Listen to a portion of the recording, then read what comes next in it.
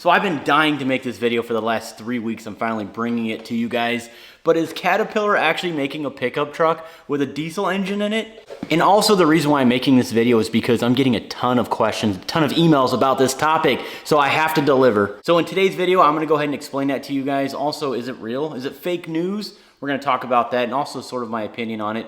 And before we get this started, hit the like button for me. I really would appreciate it. It's gonna get the information out to absolutely everybody so no one's deceived. Everybody knows what's going on. If you guys don't know, I'm an automotive YouTuber. I make YouTube videos on diesel trucks, truck builds, things like that. I also run a website, truckmasterdiesel.com. And just a heads up, entries are live to win a brand new scan tool on the website. But let's go ahead and get back on topic to the Caterpillar 2025 pickup truck. But here's a news article that I just found online from MSN.com stating that this might be a reality. So let's go ahead and dive into that really quick. So meet the massive 2025 Caterpillar pickup truck for the US. Caterpillar, renowned for its heavy machinery, has made a significant announcement. They're entering the pickup truck market with their 2025 model. Caterpillar is offering a diverse lineup of powertrains to cater to the different buyer preferences. The entry model will feature a 5.0-liter turbocharged V8 powertrain, while hybrid and EV variants are also in the pipeline. This strategy aims to attract a broad range of customers, from those seeking performance to those prioritizing fuel efficiency and sustainability. And despite its impressive capabilities, the 2025 Caterpillar pickup truck is expected to be competitively priced with a starting price around $40,000 for the base model. It offers excellent value for the money. The Caterpillar truck not only delivers on performance and value, but also boasts a distinctive design that sets it apart from the competition. While maintaining the rugged and functional aesthetics the Caterpillar is known for, the truck also incorporates modern styling elements to appeal to a wider audience. Caterpillar's entry into the pickup market is a significant development with its solid performance, competitive pricing, and diverse range of options. While the 2025 Caterpillar truck has the potential to make a major impact in the segment, it will be interesting to see how it fares against established players and whether it can capture the attention of American truck buyers.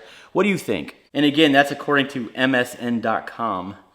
1 week ago. So that's kind of interesting. And I'm just on my cell phone scrolling through this news article, and it literally just looks like a bunch of AI pictures. It doesn't look like real pictures whatsoever. And it's also kind of interesting because it really sounds like a sales pitch or an advertisement for this. But just stay with me on this. It'll make a little bit more sense when you watch till the very end. We'll talk about some of the AI pictures that I'm seeing. But it's kind of interesting that they look like Ford pickup trucks. But let's continue. What is Caterpillar actually known for? When you see a construction site, you see a lot of bulldozers, dump trucks. And I remember several years ago, I actually saw a semi-truck with the big cat emblem right on the grill. But if this news was actually true, it would be pretty exciting to know that Caterpillar would be coming out with a pickup truck. Would you buy one? Let me know in the comments.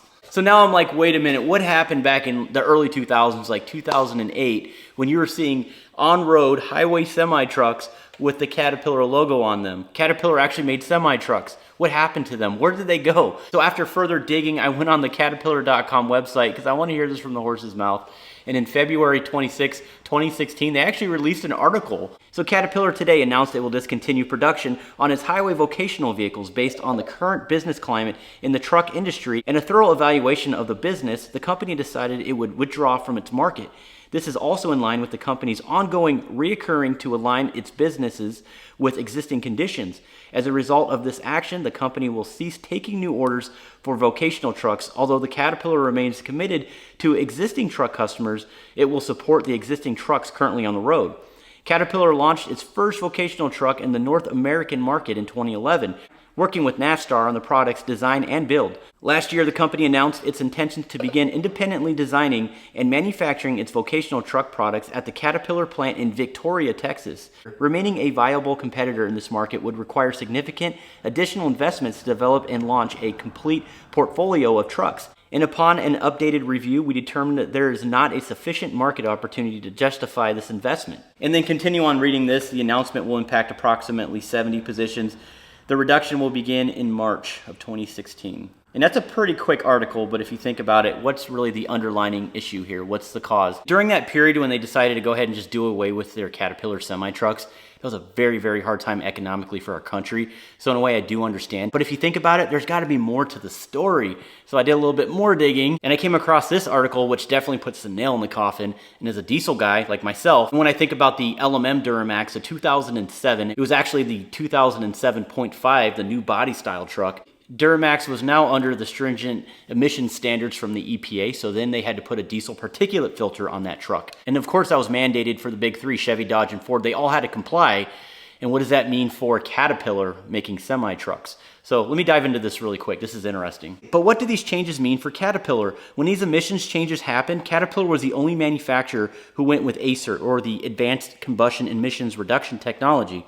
But after building a few ACER engines, Caterpillar decided on-highway applications were a race to the bottom and also would require a larger investment up front to remain in compliance. And that, combined with being tired of trying to keep up with the constant changes to emission regulations, led to Caterpillar stopping the production of the new on-highway engines. And they stopped manufacturing on-highway engines in 2010. And if you guys don't know what the SDP engine is, it's the last C15 and the last Class 8 truck ever built. So instead, they decided to focus on their successful off-highway applications where they saw more money. So what is the real reason? Well, they tried it on highway semi-trucks. Of course, they did really well, but to keep up with the economy in its current condition, on top of emission regulations, not only that, they've been successful for over 100 years. Caterpillar's been around. If you go on the internet right now and type in Caterpillar pickup truck, you're gonna see hundreds of videos, articles, AI generated images of a pickup truck. And by the way, it looks very similar to a Ford. I think that if it actually happened, it would probably be a big success. A lot of people would already pre-order these trucks. But the bottom line here is it's gonna be a lot of money, a lot of people they're gonna have to hire. Of course, they're gonna have to build a big plant in order to do this, and not to mention be compliant with the EPA and the government. And I personally don't think that Caterpillar is going to revisit this like they did in the past and try to bring what happened back in 2010 into 2025. It's just a big pain. And if you think about it, Chevrolet hasn't even gotten it right.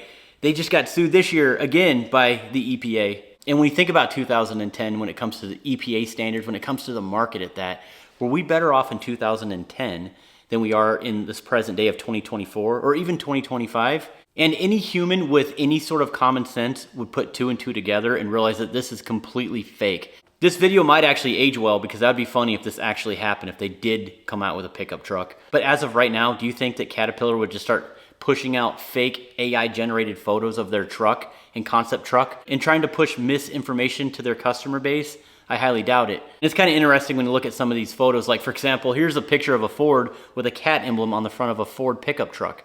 It's almost like rebranding if you think about it. It's like MTD, Briggs & Stratton lawnmowers. They come out with one version, but they slap a John Deere logo on it or a Craftsman logo and just say that it's a Craftsman. So let's just say that they came out with that version but didn't want to pay the big bucks and just slap their emblem on it. Then you're just basically getting a Power Stroke with 1,000 foot-pounds of torque, and you can haul 40,000 pounds. They don't have to reinvent the wheel. They could just slap their emblem on the truck and just market it that way. I do appreciate those channels that actually make those YouTube videos to call this stuff out, because that's exactly what we should do. I'm an influencer myself, and I have to be extremely careful about some of the information that I push out to you guys. And I just think it's very important to push out the best information. That's why I made this channel in the first place. But as far as Caterpillar coming out with their own pickup truck, I think it's completely false. Don't buy into it. If anything, if I could just entertain my mind one bit on thinking that Caterpillar would push out an AI generated picture of this truck, the reason why I think they would do this is to just throw feelers out there to see what the community thinks about it. And if they decide that they want to go with it, what kind of statement does that make? But I don't even know if that's true. So as far as I'm concerned, I'm gonna put this one to rest and say that it's a hoax. So there's my explanation. There's my take on the 2025 Caterpillar pickup truck. Thank you guys so much for watching, and on your way out, definitely check out the website, truckmasterdiesel.com. We sell diesel lift pumps, manifolds, up pipes. We have a full exclusive line of HSP diesel products as well. Banks, rough country, you name it, we are gonna be your one stop. And to sweeten the deal, we are running a giveaway on our website. Every $1 spent is one automatic entry to a D7W X-Tool scan tool. This thing is absolutely awesome. I will only be running this giveaway for a limited amount of time, so definitely get entered in for that. But at the very least, hit the like button for me so this information could be shared across the entire platform. I would absolutely appreciate that. But with all that being said, I am done with this video. I'm so glad I was able to get that off my chest. And thank you guys so much for all of your suggestions and comments. We'll see you on the next one. Stay tuned.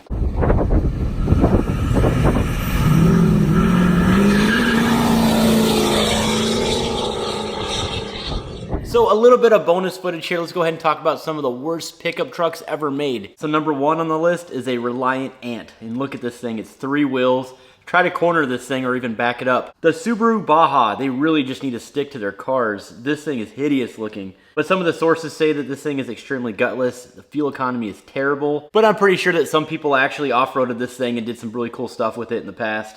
Oh, here's a winner, the Chevy SSR. You guys let me know in the comments if you've even seen one of these in person. I live in the state of Michigan and we've seen plenty of these trucks. It just sounds weird even calling it a truck. It's like a PT Cruiser with a bed on it. When the retro styling died, the SSR killed it. It has a retractable roof and a dinky small little bed. As far as just the overall vehicle, it's pointless, but kind of cool. Here we go, the Dodge Rampage. What is this thing? It's kind of like a Dodge Laser, maybe a Dodge Shadow kind of, but with a bed. The engine was equipped with a 2.2 liter auto and was slow and not capable of towing at all. Here's another one on the list. They've made tons of these. The 2000 Dodge Dakota. And here's sort of a testimony from someone who owned one. I bought it new in 2000. In 2002, the rear wheel assembly fell off of the truck. The inferior backing plate that holds all of this together just rusted away from the axle after less than 3 years upon inspection. And the other wheel was ready to also fall off. I fixed it and sold it, never to buy another Dodge. I've had trucks over 30 years old and never had a structural issue like that. So I guess stay away from the Dodge Dakota. Here's another one on the list, the Ford Fairmont Durango. I actually think this thing's kind of cool. But someone states, I own one and love it because it's weird. You cannot drive with the tailgate down because the tailgate license plate then faces the pavement and it can't be seen. And whoever made this list are saying the Dodge 90s Rams. The second gen Dodge trucks were not built very strong. That's all I gotta say. After rebuilding one on the channel completely, just noticing how small the bolts are, especially the torque converter bolts. But the 90s Rams were bad, the transmissions were junk, they rusted out easily, the interior would crack into pieces. I think the only thing that this truck had going for itself is the fact that it could survive a twister, and they put a Cummins in it. Oh, this is a big one. This might hurt a lot of people's feelings. The Jeep Gladiator. It says, according to my friend who bought one of the first Gladiators to hit the dealer lot, it was neither a good Jeep nor a good pickup. Terrible, horrible ride, fuel economy, and sketchy build quality. He owned it for about a year and traded it in for a Ram, taking a $13,000 bath in the deal. As a matter of fact, if you own one of these trucks or know a friend that owns one, let me know in the comments. I can see its practicality. You can go off-road, you can put something in the bed, can you haul something? But what's your overall experience on a Jeep Gladiator? I really want to know. Let me know in the comments. The first gen Chevy Colorado GMC Canyon. It says total turds, lousy 4-cylinder, even worse 5-cylinder, weird pattern, 6-lug wheels, poorly executed global collaboration by the US, Brazil, and Japan, built in Shreveport Assembly, one of the worst GM plants. But in all fairness, the Dodge Dakota and the GMC Canyon, I think they have their place. They're small little pickup trucks. I'm not too sure about the fuel economy on these first gen Colorados, but let me know in the comments. Oh yes, the infamous Hummer H2. And not only that, they gotta make it a truck. And it made it something that traded for the benefit of an SUV for the impracticality of the world's lousiest pickup. Want a fancy GMT 800 pickup? Just buy an Escalade EXT with an actual luxury interior and a bed that will fit more than a shopping bag. Here's a good one to the end user. Anyone who actually buys a heavy-duty pickup truck and doesn't tow with it, stop it. There's some pretty silly trucks out there. Let me know in the comments if I missed one. Honda Ridgeline maybe, that's another one. I have nothing to say about the Nissan or Toyota trucks. And I'm very confident that Chevy, Dodge, and Ford pickup trucks that are inferior, by the way, are definitely not 100% American made. As a matter of fact, Toyota, the last time I checked, I think was like 75% American made. But when the rubber meets the road, what is the big three out there when it comes to pickup trucks?